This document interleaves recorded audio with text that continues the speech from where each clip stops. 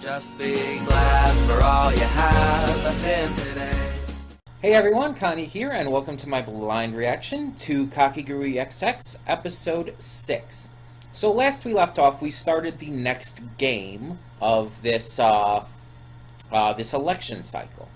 So we have this celebrity actress from Hollywood having challenged both Yumiko and the idol girl, whose name I can't remember most of these names.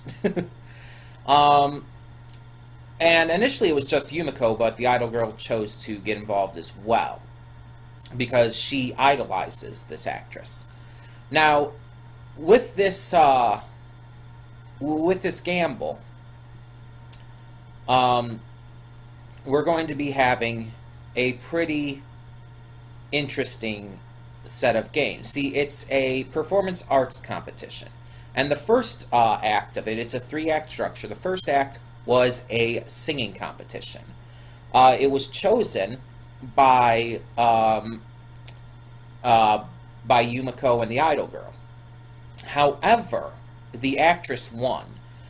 See, both acts perform, and then the audience votes. There's 100 people in the audience, and they vote on who they like the most.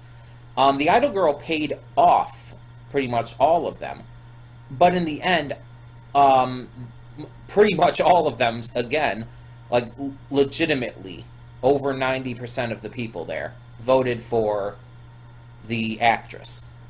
And we don't know if she paid them off in return, or if they just chose to vote for her anyway because of the performance. But either way, it's a noteworthy loss for our heroes. Now, I mentioned last time how I'm not completely sure if a loss here, if our characters lose all of their vote chips, I'm not completely sure if that means that they're out of the election altogether, or if they can win them back or not. I'm not 100% on that. What I do know is that we have 2 more acts to go. The second act will be chosen by the actress, and the third act will be chosen by a neutral third party, the hoodie girl. I will never remember most of their names. I'm just telling you now. But yeah, so since I do not think our heroes are going to lose this, I think it's going to be in the second act with the performance being chosen once again by the actress. I think that Yumiko and the idol girl are going to win it somehow, and that it is going to come down to the final act of the performance arts. Because honestly, I think that just makes the most sense.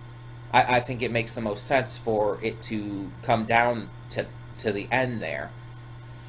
And in the end, I do think Yumiko and the idol girl are going to win. Because again, I mean, Yumiko can lose, but I don't think that she's going to lose this like this. I don't think it's going to happen quite this way. And I definitely don't think she's going to end up losing all of her vote chips. We also know that Mary is going to be forcing the vice president into a game, which will probably be the next gamble we have after this one. And that if the vice president wins, then Mary will agree to work with her. And if not, then she has to leave Mary alone. So I'm interested to see where that goes too. I like how we're getting more character with the vice president this season. She was very mysterious and kind of reserved in the first season. In fact, I still kind of hold on to the thought that the one we saw during that one gamble in the first season, during the gamble against the one guy with the glasses and all, the one who was, the one who was behind the mask and hosting that gamble, I think that was actually the president. And I think that the vice president, with them being twins and all, had taken her place when leaving the academy and all. That's my theory, at least. Because she didn't seem like the same person with the mask off at that point. But, again, maybe that's just me, because in this season she's very, very shy, timid, and nervous when she's not wearing the mask. It's like wearing the mask helps her um, like find the confidence she needs. It's in a very similar way to people who cosplay.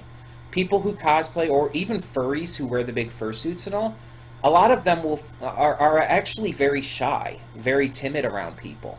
But when they're in cosplay, when they're wearing fursuits, they actually are able to open up a lot more, because people are not seeing them, I guess, for who they are, but rather for who they're portraying.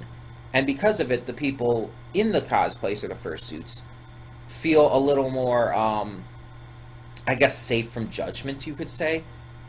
And I've even noticed that myself. Whenever I go to conventions, I feel a lot more, like, confident in who I am and everything than when I'm not at conventions. I feel a lot more, just secure in myself, you could say. But I don't know exactly if that's what it's going for, but it definitely seems like it. I guess maybe we'll find out. But in the meantime, yeah, this episode, this was technically last week's episode, as I've said in the past weeks. Since the episodes for some reason are being released late now, like they're not coming up on the website until the day after, I have to wait. I mean, it would either be that or I'd have to switch things around, which I don't want to do at the moment. So I'm basically just going to wait and just do them a week behind. So this, again, this was technically last week's episode. This week's episode, I guess, comes out tomorrow or something. I don't know. But either way, I'm excited to see what we got. I'm excited to see how this gamble ends. I assume it's going to end in this one. I mean, I don't know. We could have a third part. But let's see. So when the screen fades to black, pause this redirect and go to the description below. Follow the link to the reaction, and after you watch it, come back here to the redirect and resume play. Because after it fades to black and then fades back in, everything from that point forward will be my afterthoughts, and will contain spoilers to the episode. So that being said, thank you so much for tuning in, and I will see you at the reaction. Okay, and we are back, and we will begin with spoilers in 3, 2, 1, now. Okay, so this did not quite go the way I was thinking. My thoughts, as you know, were that since Kaworu won the first round, that our team would have to win the second round in order to have a chance at victory. And then it would come down to a tie with the third round, and that would go like that. But instead, the second round was a tie. Both sides guessed correct. But at that point, it's like, okay, then Kaworu's going to either win or they can at most tie. But then it was revealed that the final round was actually worth double points, so that I guess there would be a chance at victory for Yumiko and Yumemi.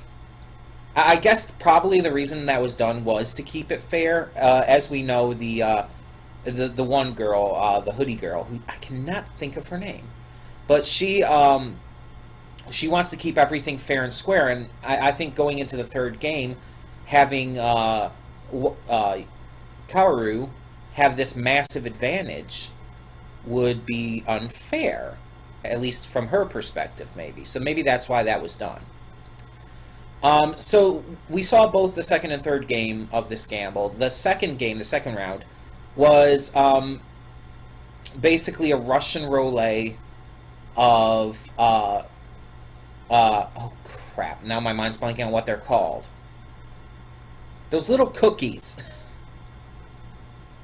Fuck. Seriously?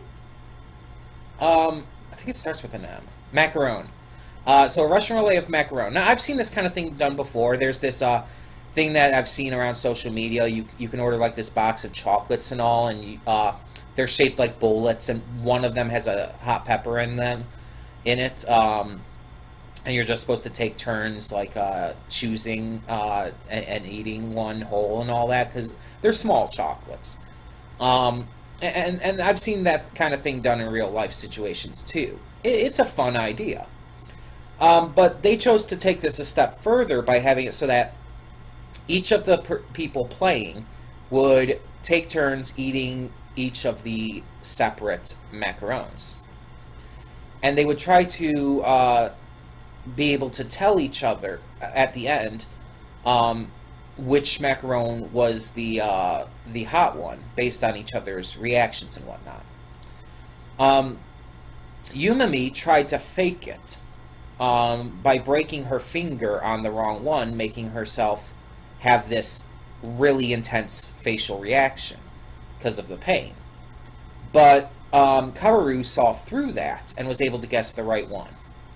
Meanwhile, Yumiko guessed for their team, and she was able to guess correctly for Kaworu which one was the right one based on how many chews she took.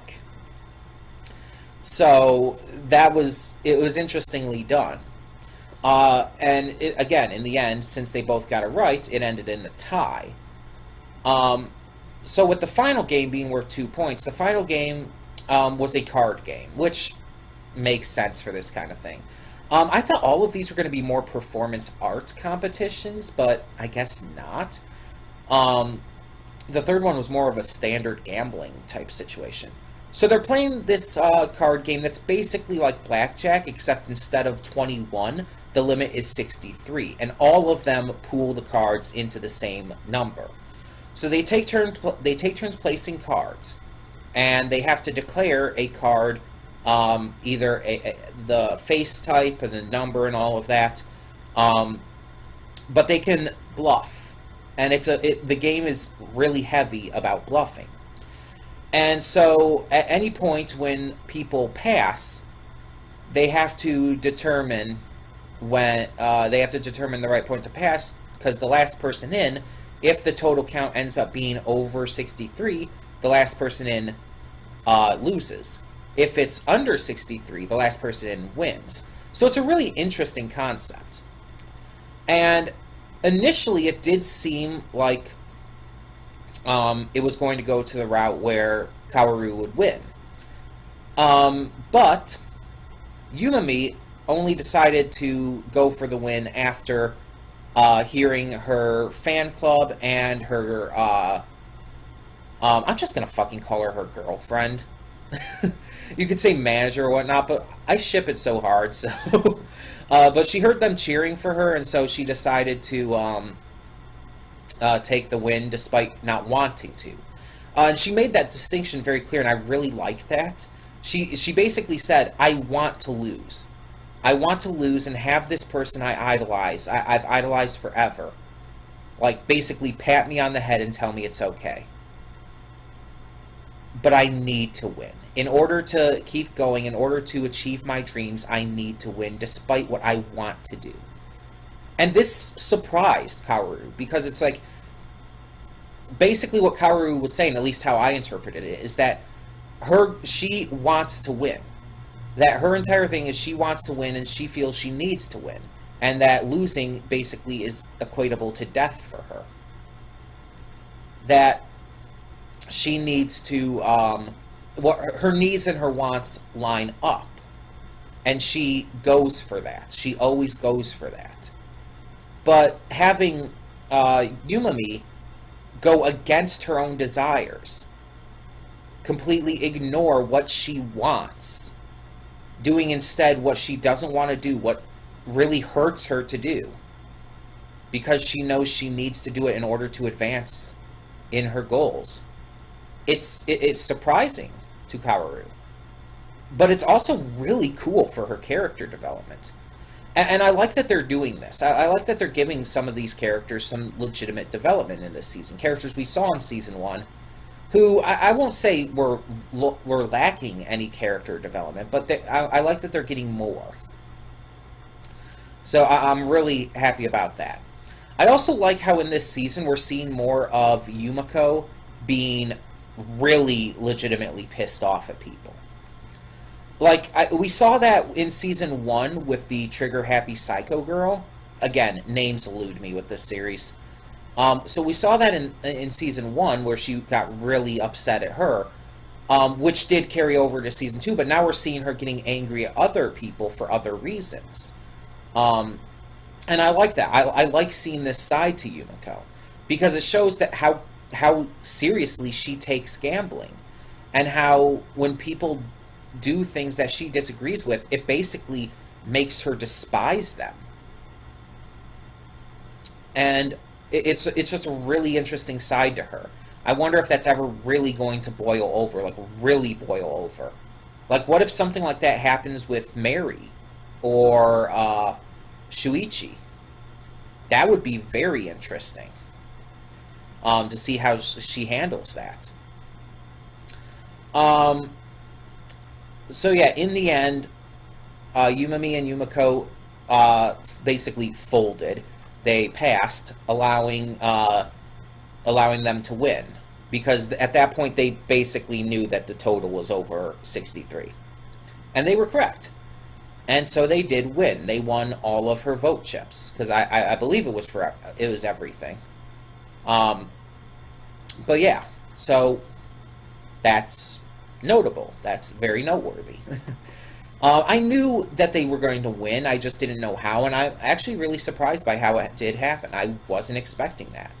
But again, it wasn't bad at all. In fact, it was a good way to handle it. It was a very good way to do it. So yeah, I'm more than happy about the way they took the direction they took that in. At the end, we see Mary with the vice president, presumably getting ready to go into the vice president's gamble on Mary's basically orders. And I still think that's what's going to be happening next. We also saw a little bit of the one girl, the one who's kind of playing neutral party at the moment. I can't think of names. I do apologize. The one that I'm very interested in, and the one I'm not sure what to think of. Because again, she's an anime-only character. She's not from the manga. And so even if I did read the manga, I would have no idea about her and her goals or anything. Is she a good guy? Is she a bad guy? Or is she truly neutral? She might be just completely neutral. But she did have a phone call at the end. And I'm not 100% sure. I'm not good with the name, so I don't know who she was talking to. But the way she reacted towards Yumami winning and everything seemed a little like she was sour about it. I'm not quite sure on how to feel about this yet. But I guess we'll find out in the future. I'm really interested. I think that's going to be a big deal. This character, she's being built up as this big deal. But yeah, so this two-parter with this gamble was pretty fun. I enjoyed the different games that we got to do for it. I enjoyed how it was overcome. And yeah, I thought it was fun. I just legitimately thought it was fun and entertaining. And I do like how in the end, Kaworu, despite everything, actually acknowledged Yumami. She actually acknowledged her and noted her as being legitimately worthy. It's a senpai noticed me moment. And it was great. It was fantastic. And I think it's going to do wonders for Yumami's confidence. So, yeah. I really like that. I like also how we got to see a little bit of a backstory on how Yumami first became an idol. How she didn't want to, and only did so because her friend, I'm still saying girlfriend though, because she wanted her to. And she was so confident and supportive of her and it just kind of inspired her basically. So yeah, I really like how this episode went down. I like how it ended. I like a lot of the context there. And here's the thing. When I just want to clarify something. When I say like when I'm calling Yumami, when I'm calling the other girl Yumami's girlfriend. Just keep in mind, I don't think that's necessarily 100% canon, but let's be honest here. Kakegurui has a lot of, I guess you could just call it homosexual undertones. In fact, I'd even say it's to the point where it's not even strictly undertones anymore, because it's like there's really heavy implication of LGBT shit going on, and there's been a lot of characters who have displayed this, and maybe it's just because of the extreme just overreactions that this series is known for. But there's been a lot of situations where there's been heavy implication of female characters being interested in other female characters. It's why pretty much every ship that I've seen fans of the show talk about have been for these types of characters, such as Mary and Yumiko. As a big example, or even some people ship Yumiko with Karari, the president. There's a lot of these different ships, though, but I wouldn't call it coding in the writing and everything. I wouldn't go that far to say that it's gay coded or anything. I would just say that it's very heavily implied. So when I say when I call this girl Yumemi's girlfriend, I'm mostly saying it as just okay, I ship these two, and it's mostly, I wouldn't say it's a joke, but it's I'm not being super serious about it. I don't think they actually canonically necessarily are, but there's heavy implication there as well, and I just want to make that clear. So when I say that kind of stuff, just know that that's the kind of thing I'm talking about. That's what I mean, and that's kind of how I view it. I'd like to hear your thoughts on this episode, though. So tell me in the comments below what you thought of these final two games of this gamble. What do you think is going to happen with Mary and the VP in the next episode? And on top of that, what do you think about the heavy LGBT, specifically lesbian, implications with this series? Do you think that it's as blatant and, again, implied as I do? Or do you think I may be reaching a little bit? Do you think it's just meant for overly excessive reactionary fun? It's not meant to be taken seriously. It's just kind of a joke for the hell of it, and to kind of poke fun at the kinds of shows that do this thing for real. What do you think? Tell me your thoughts on all of that and more in the comments below, and thank you so much for tuning in. For now, I'm Connie, and I'm signing off. See y'all next time. And though you've come through many obstacles,